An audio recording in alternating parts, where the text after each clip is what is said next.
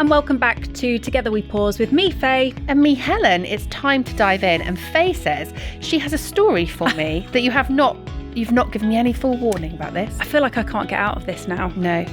I had a moment of feeling really old last week. No. Yeah. So I told you I was with Harry at a tennis tournament. Yeah. And I was watching him, and I quite often sit with my hand on my chin like that. I often lean into my hand, and I felt something, and I was like, "What is that?" Your neck. It was a hair about that long growing out of my neck. Oh no. Yeah. Where did that come from? I don't know, because I feel like that would have been growing a long time. It was about that big. Did you have to then get your phone out and like? No, because I'm surrounded by people, and not Yeah. people I can go, oi, oi, look at this bad boy on my neck. Oh no, Faye. So what did you do? Cry internally? So I checked that I'd factually got it, like this is attached, this is grown from my body. Yeah. And then I pulled it out, and then I felt ashamed for a second. And then I was like... And then did you look at it in your hand? Yes, and it was like a grey hair. Oh God. Have you ever heard anything so dreadful in your life? No, I haven't. That's I'm so my sorry. story. I've got no wise words for you. No. But I feel like you're not the only one. To have had a hair growing from my neck. Yeah. I felt quite grim in the moment. And then I was like, well, listen, it was just one. And in its place, another will grow. A nice big, thick, black one. I've always had random sprouts, though, because I remember I had one in my forehead on my hen weekend, actually. What? So I was 25 when I got married, and we were sat in Dublin in the Guinness factory, and my friend said, "What's that on your head?" And she pulled a hair from my forehead. And you got married quite young, didn't you? 25, yeah. So it's not like I'm old like I am now. So where is your sprouting. prediction for the next sprout? For the next one, I don't know. I occasionally have to remove one from my chin. I've got a really big scar on my chin from a little accident I had when I was on holiday on a Greek island. We love Greece. Yes, well, yes. So yes, I've got a little scar there, and occasionally I get a little hair growing from said scar. I'm more interested in the accident you had. Yeah, Than it the was a moped was involved, even though I told my parents. Oh, I know. how old were you then? 18. Shouldn't have gone on the moped. Were you by yourself? No, I had my friend Helen on the back. Another what? I know, it's all right. The original Helen? No, you're my new original Helen. Okay. Shouldn't have gone on a moped wearing just a bikini, it turns out. Anyway, one for another time. I know. Anyway, today we're talking about diet culture.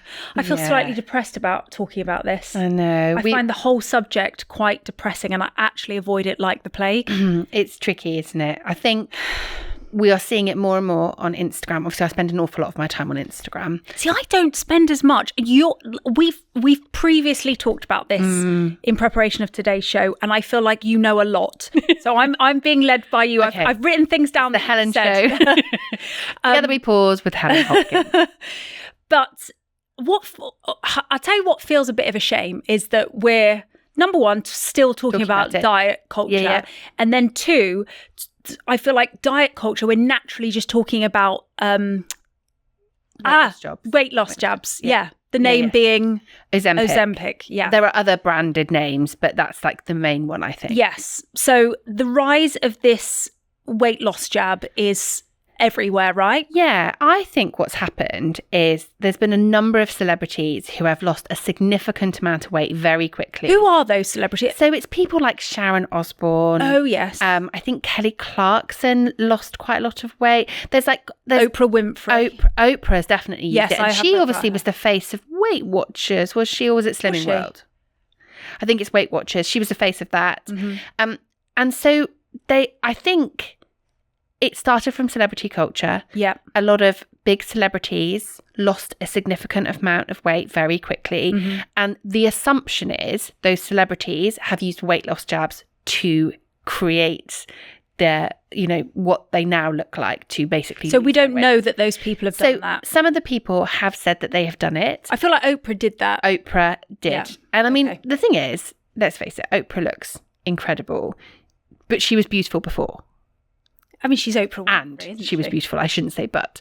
Exactly. And so there's been this rise of people wanting to lose weight very quickly. And what this weight loss jab does is it reduces your appetite. It reduces your desire to eat, and it also increases your fullness. So basically you're eating less and your body thinks that you're full. Now, of course, this jab was, I believe, created initially for patients who are diabetic. Which is fascinating, because I said to you, does that mean all diabetic people are slim?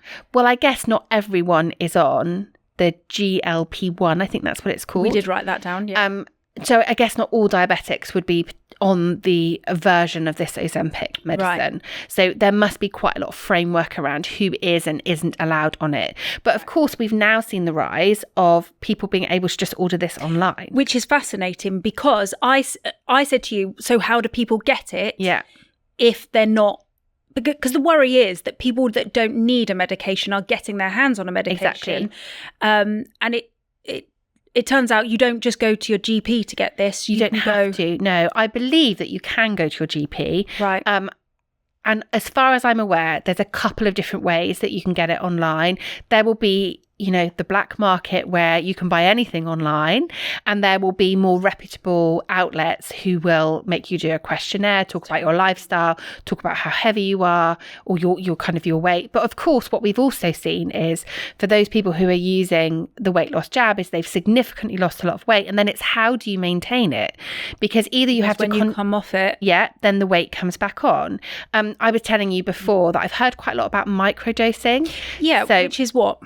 So as far as I'm aware, if you're on regular Ozempic, you take it at regular intervals, which I believe is about a week, and a certain amount of it's injected. Injection. Yeah. Microdosing is basically where you can only inject a certain amount. It's almost like a diabetic insulin pen. So a diabetic insulin pen, you set how much insulin you want, you put it in your body, and it kind of sets the amount. Yeah. So you can't do like a half amount. You just have to do the full amount. And one of my best friends is diabetic, so I see it a lot, how it all works, and she puts her insulin in. With Ozempic, I believe it comes in a similar container. So you have to set the dial and put in a certain amount. You can't do a half dose. But there's been quite a lot of talk about microdosing, which basically means that you still put that same amount in, but you have a longer distance before you then put more in. What's the regular distance? So I believe it's a week, and I believe microdosing is 2 weeks. Right. But I've actually seen quite a lot of UK-based influencers who are also losing quite a bit of weight, and you start to think, how is that possible? Because I know you've lost some weight recently. Yeah, and you jokingly said, I was like, can you eat some burgers or something? Because you are looking incredible, and I think you've lost quite a lot. I haven't weighed myself, so I don't know. Okay, but I mean, this has been a slow. Yes, you've been doing it for a while, haven't you? Like at least a year. Yeah. I've been consciously thinking.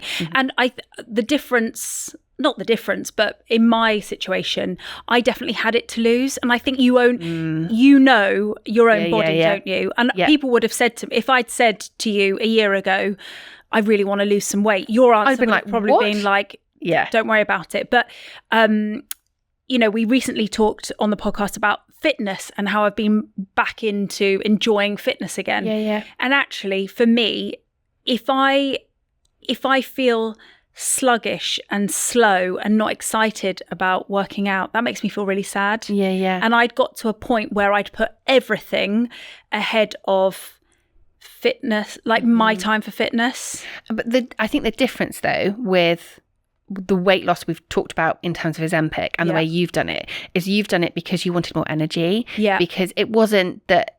My guess is that perhaps you looked in the mirror and you thought, do you know what, actually... Just clothes, which I really loved, didn't fit me anymore. Exactly.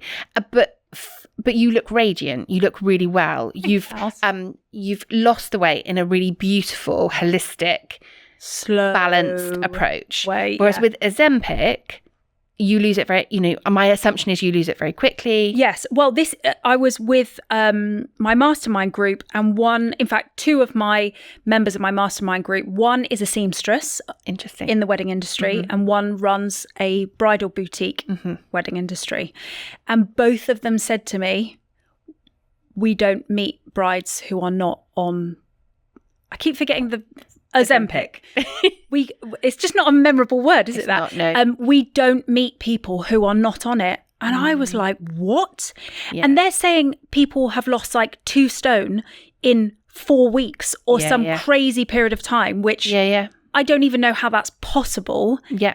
Or sustainable. Well, but it's not sustainable. It's not. You've starved yourself to absolute death's door, but you haven't had to consciously do it, and that's the difference. Yeah. Like when I got married, I cut out crisps, which is my true love, all sugar and all fizzy drink. Yeah. The 3 things that I used to just love the most. Yeah. And I lost a lot of weight. Yeah. And I did it for a short period of time, and of course went on honeymoon, drank lots of sangria and all the other things. And it all came back. Yeah. Because that's naturally how. Fascinating. Do you know what I did? I lost weight to get married. It's so sad, isn't it, that we all do this? I ran 10 kilometres a day, Monday to Friday, every week. My God. I know someone who only ate celery.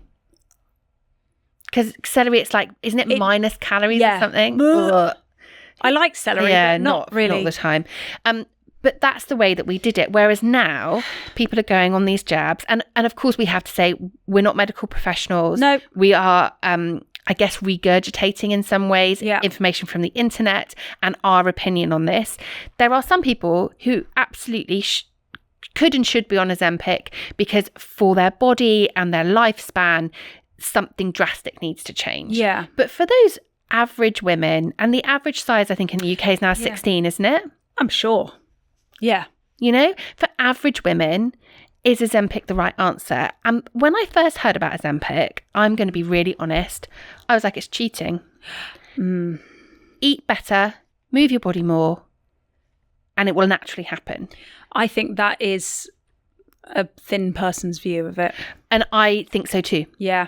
I think, because I wouldn't ever say that I've had like real struggles with overeating, but I have had insatiable hunger. Yeah. That I've been like, why am I hungry? I'll eat a whole, not anymore. And I do think hormones have so much to answer in this whole thing, because like after having the kids, I was hungry all the time. Yeah. All the time.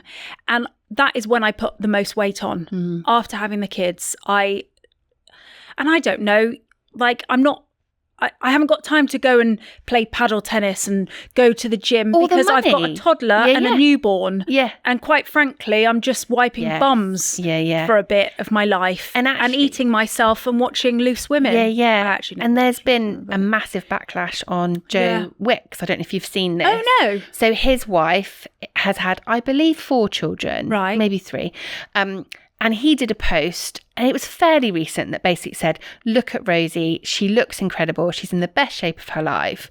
And there's been a huge backlash because she is married to a multi-millionaire. And so they live in a beautiful home. Yes, they have 4 children, but they have the ability and the privilege to do all the things that you didn't have to do or didn't have the opportunity to do. And so actually, culturally, it's a really interesting thought, isn't it, about what people can and can't do and what people have the opportunity to do and what they have the choice to do. Yeah. And so you're right. Like, I was skint when my kids were tiny. Like, we were just like making ends meet. Like, there were months where I remember signing up to Amazon Prime because I wanted to get the new Gilmore Girls, right?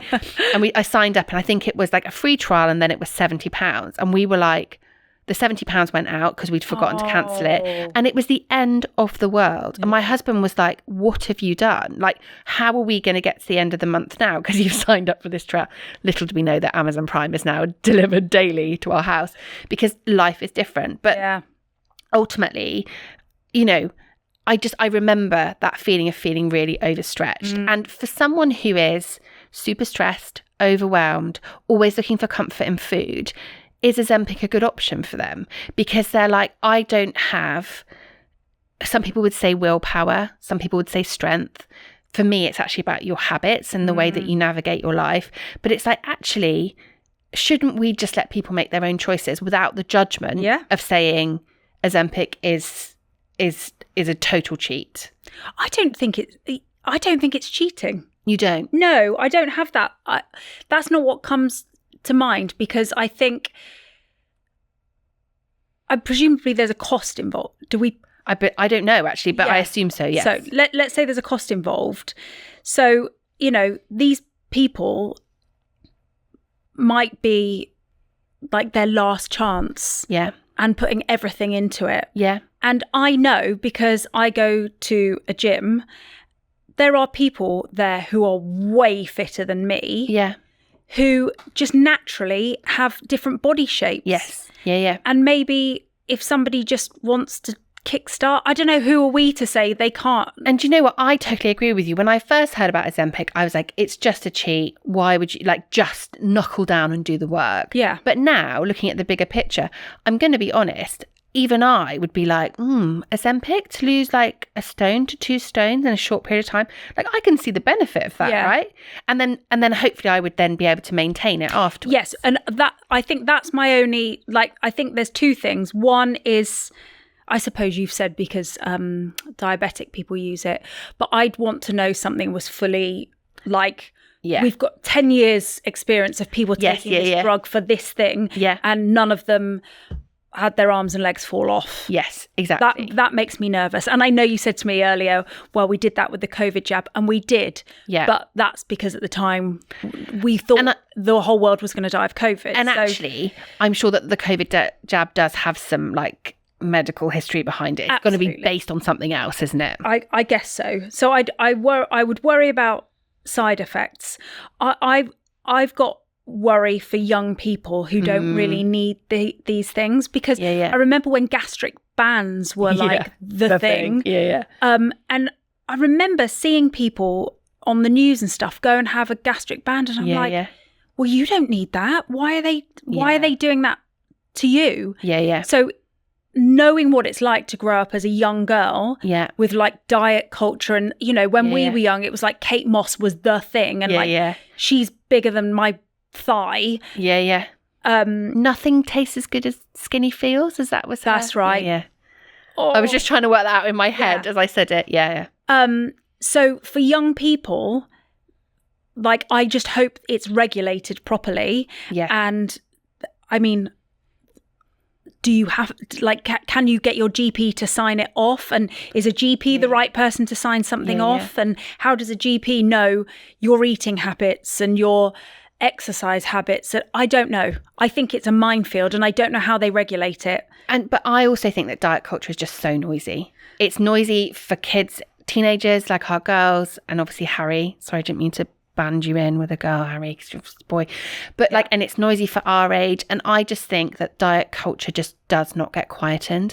Whether you're thinking about, our era of Kate Moss and trying to be as skinny as her, or whether you're talking about Ozempic now, wouldn't it be wonderful if we could live in a world where we were just happy with our bodies? And we've talked about this previously, haven't we? Yeah. You've done keto before, haven't you? I loved keto. In fact, I'm back on keto now. Are you? Yeah. Now, keto is no high fat, low carb. Right. So for me, keto looks like really clean meats, lots of green veg. Lovely. No pasta, no potatoes, no bread. But actually, the reason I do keto is because pasta, potatoes and bread make me feel really sluggish. They make me feel really tired.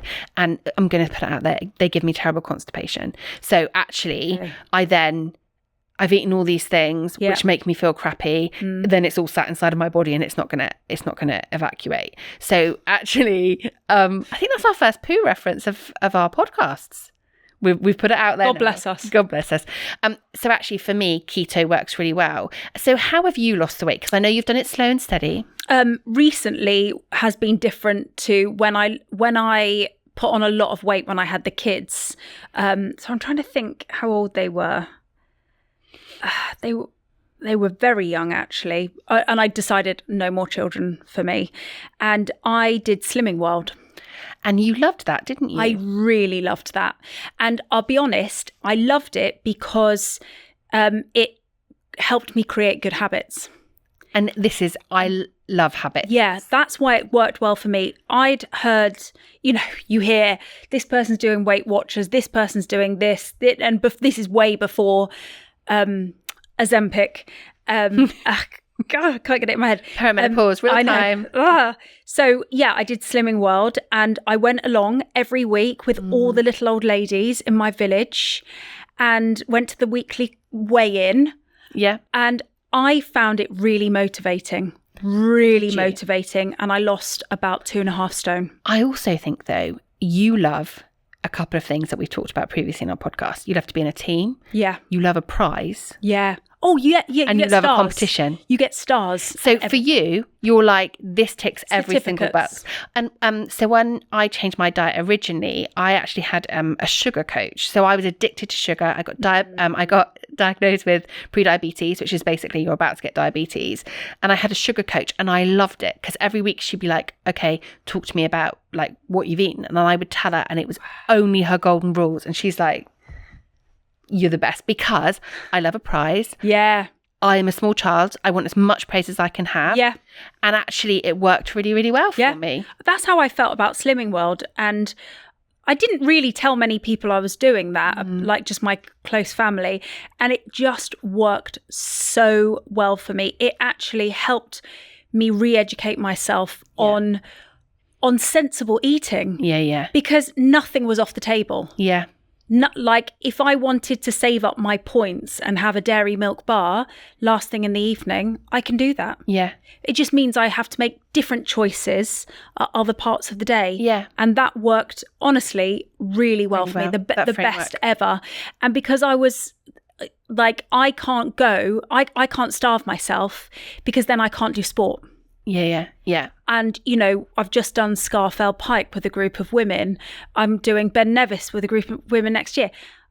You've got to eat to do those things. Yeah, of course you do. And I like food. I love I've just eaten that nice bit of carrot cake, and it looked very good. I ate it. I ate that too quickly. It was lovely. 3 mouthfuls. So Slimming World was great to re-educate my brain on balanced eating, and it introduced me to other groups of food that perhaps I wasn't eating enough of, or things I was just, because I'm busy, sling a bit of toast in the toaster. I mean, it's lush, but like you can't have that 3 times a day, right? Of course you can't, and it's not going to give you the energy. It's not going to give you the calories that you need to get through your day. So that worked really, really well for me. Most recently, it's been about removing snacking. I kid you not, and I've said this to you. I mean, I just had a bit of carrot cake, so that we'll ignore that. But I found myself, because I was busy, on the hop snacking instead of a proper meal. And actually, if I have breakfast, lunch and dinner, like a good healthy plate of food with variation and mix of food groups, I am full, and then I don't need to think about, maybe I need a cereal bar. What I was finding, and it was a consequence of being busy, was, I'm really, really busy. I just have a can of soup for lunch. With 2 bits of bread. And then I'm still a bit hungry, and then I go on to have a cereal bar, so it was just continual for me. And actually, I was never filling myself up full. If you think of like a car, I felt like I was never filling myself up full with petrol, and so I was just constantly between empty and a little bit full. And so it's habitual. And it's thinking, no, I need breakfast, even if I'm not hungry, even if I'm busy. I am going to have my bowl of porridge. I'm like a little old lady. I just love my porridge. Do you? Oh, I love it. I fill it with sultanas. Well, you did have a sultana incident, didn't you? I did have a sultana. That was porridge. I know it was. But I'm surprised you've gone back. These sultanas, I don't know quite how they did it. So I was taking my bowl of, I put the sultanas in when it's in the microwave, because then they puff up and they're big and juicy. But then they're like volcanic. Yeah. So I was taking the bowl out, and I had done it without the oven glove because I'm, wild busy. like that. And I dropped the bowl and it went all down my leg, and I've got 3 little dots where the sultanas stuck to my leg. Savage. But I still do it every single day. bit of nuts, bit of seeds, sometimes some chia seeds, a drizzle of honey.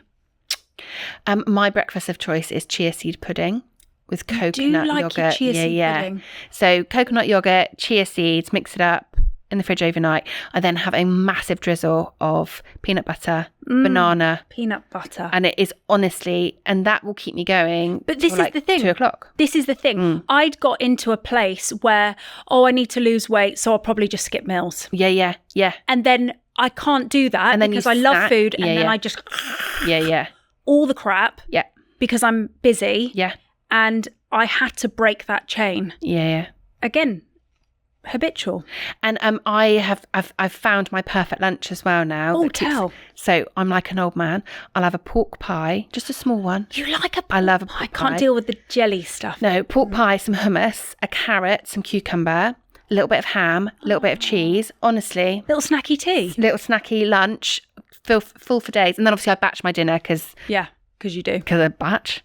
And so actually with it being the summer holidays as we record this, tomorrow I'm going to make myself some little in the fridge, some little like full lunches so I can just grab it. So I batch my breakfast and I batch my lunch. Beautiful.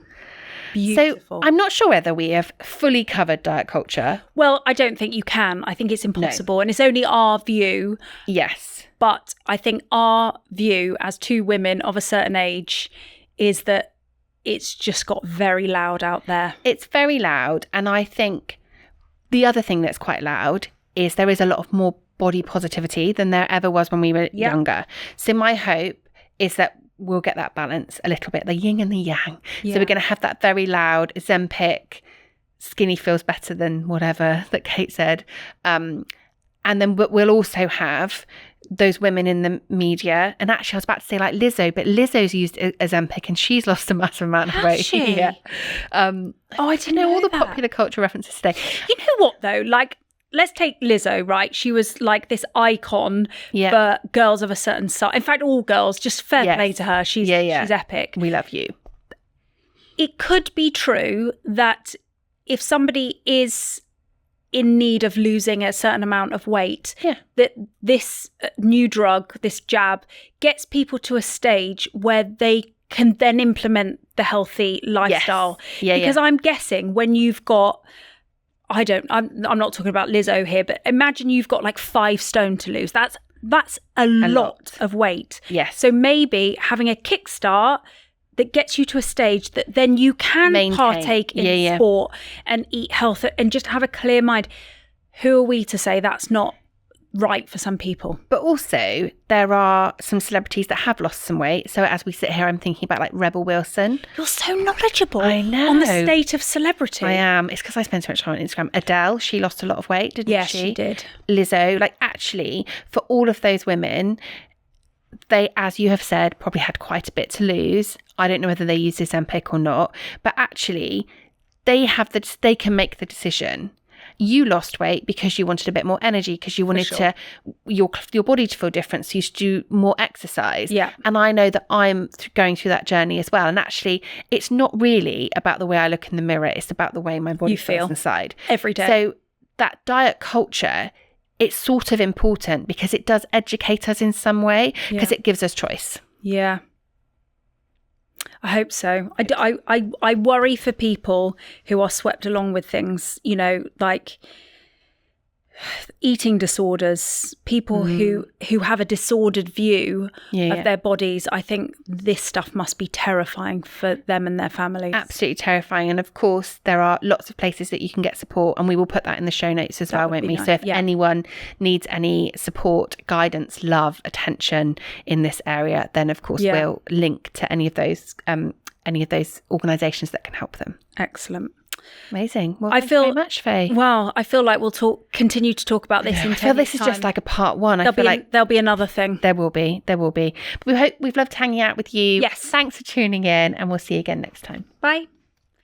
thank you for listening to this week's podcast. Coming up next week, we're going to be talking about holistic wellness. I think this is such an interesting topic because lots of people can be quite fearful about holistic wellness and what that means and what that looks like. And you and I have probably tried 95% of the options out there. We've tried a lot. We're going to be talking about that next week. So if you like this episode, please don't forget to like and subscribe, and also join our waitlist for the community that we are opening later this year.